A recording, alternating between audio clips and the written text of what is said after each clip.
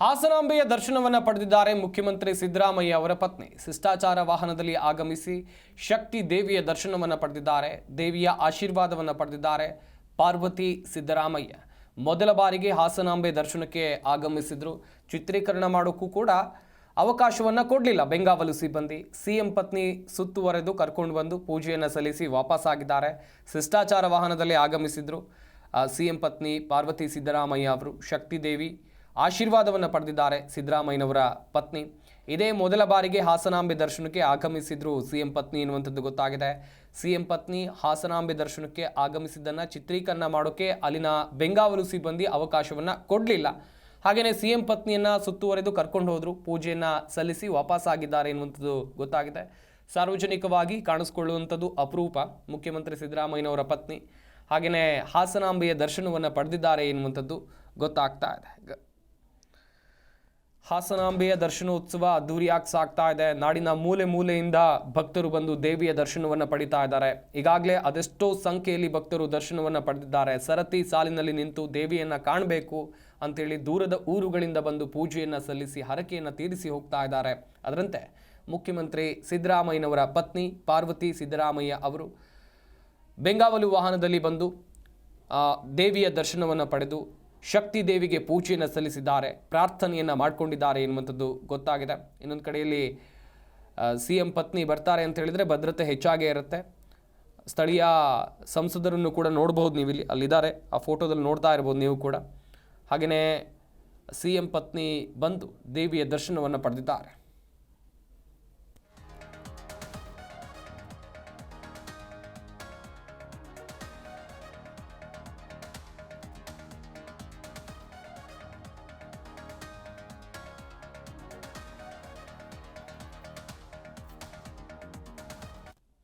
ಈ ಬಗ್ಗೆ ಇನ್ನಷ್ಟು ಮಾಹಿತಿಯನ್ನು ಕೊಡ್ತಾರೆ ನಮ್ಮ ಹಾಸನ ಜಿಲ್ಲೆಯ ಪ್ರತಿನಿಧಿ ಪ್ರತಾಪ್ ಹಿರಿಸಾವೆ. ದೂರವಾಣಿ ಸಂಪರ್ಕದಲ್ಲಿ ಜಾಯ್ನ್ ಆಗ್ತಾ ಇದ್ದಾರೆ. ಪ್ರತಾಪ್, ಗಮನಿಸ್ತಾ ಇದ್ವಿ ಮುಖ್ಯಮಂತ್ರಿ ಸಿದ್ದರಾಮಯ್ಯನವರ ಪತ್ನಿ ಸಾರ್ವಜನಿಕವಾಗಿ ಕಾಣಿಸ್ಕೊಳ್ಳೋದು ತೀರಾ ಅಪರೂಪ.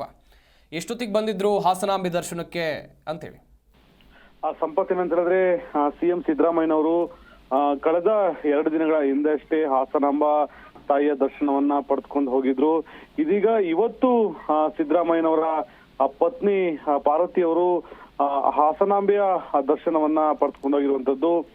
ಅದು ಕೂಡ ಪ್ರೋಟೋಕಾಲ್ ವಾಹನದಲ್ಲಿ ಬಂದು ಹಾಸನಾಂಬೆಯ ದರ್ಶನವನ್ನ ಪಡೆದುಕೊಂಡೋಗಿದ್ದಾರೆ.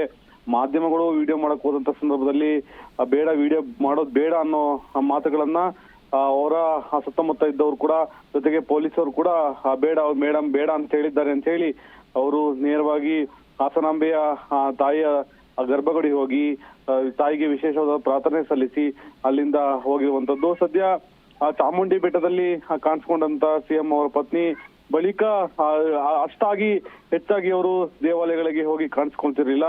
ಆದ್ರೆ ಇವತ್ತು ಕೂಡ ಹಾಸನಾಂಬ ದರ್ಶನದಲ್ಲಿ ಹಾಸನಾಂಬ ದರ್ಶನಕ್ಕೆ ಬಂದು ಹಾಸನಾಂಬ ದರ್ಶನವನ್ನ ಪಡ್ಕೊಂಡು ಹೋಗಿರುವಂತದ್ದು.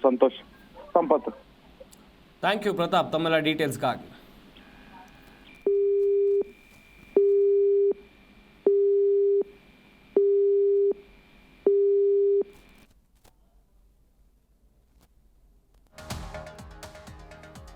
ಮುಖ್ಯಮಂತ್ರಿ ಸಿದ್ದರಾಮಯ್ಯ ಅವರ ಪತ್ನಿ ಪಾರ್ವತಿ ಸಿದ್ದರಾಮಯ್ಯ ಅವರು ಹಾಸನಾಂಬೆ ದೇವಿಯ ದರ್ಶನವನ್ನು ಪಡೆದಿದ್ದಾರೆ. ನಮ್ಮ ಪ್ರತಿನಿಧಿ ಪ್ರತಾಪ್ ಹಿರಿಸಾವೆ ಕೂಡ ಮಾಹಿತಿಯನ್ನು ಕೊಡ್ತಾ ಇದ್ರು.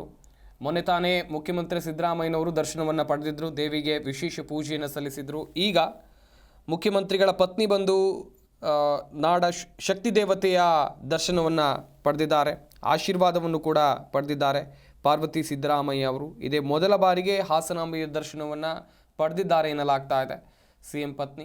ಹಾಗೆಯೇ ಸಿಎಂ ಪತ್ನಿ ದರ್ಶನಕ್ಕೆ ಆಗಮಿಸ್ತಾ ಇದ್ದಂತೆ ಅದನ್ನು ಚಿತ್ರೀಕರಣ ಮಾಡೋಕ್ಕೆ ಬಿಡಲಿಲ್ಲ, ಅವಕಾಶವನ್ನು ನೀಡಲಿಲ್ಲ ಅವರ ಬೆಂಗಾವಲು ಸಿಬ್ಬಂದಿ.